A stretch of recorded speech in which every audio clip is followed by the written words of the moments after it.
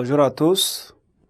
Aujourd'hui, nous abordons notre thème 6 intitulé Violence, guerre et problématiques contemporaines. Aujourd'hui, nous allons passer à l'introduction. La vie en société est souvent marquée par des conflits, par des querelles, des actes de violence qui divisent temporairement ou définitivement les individus. La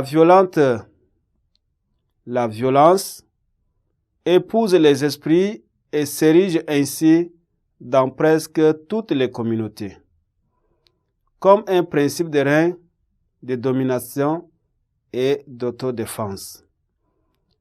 Elle se manifeste donc sous plusieurs formes. Nous avons la violence physique, la violence morale et la violence psychologique. Mais la société connaît aussi des conflits armés qui opposent des personnes, des peuples, des États. Et ce phénomène qui dresse une masse contre une autre s'appelle la guerre. Et la guerre se vit sous les vocables des guerres civiles, des guerres inter-États, des guerres fratricides, des guerres de sécession, des guerres de libération, des guerres saintes, etc. Elles visent soit à libérer, soit à assujettir un autre peuple.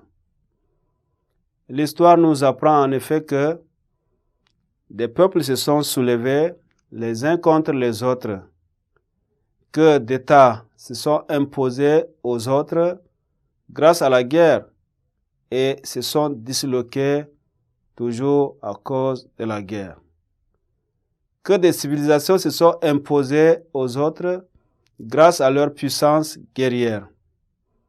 La guerre gagne ainsi l'esprit des hommes et les propulse sur la voie de la discorde que vit l'humanité de tous les jours.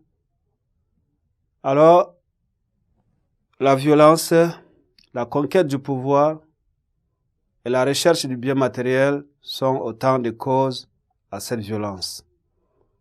En plus de la violence et de la guerre que vit l'humanité, viennent encore s'ajouter d'autres problématiques contemporaines, à savoir la sécheresse, les maladies, les infections sexuellement transmissibles, les séismes, le terrorisme, la pollution de l'air, le réchauffement climatique, la désertification, etc.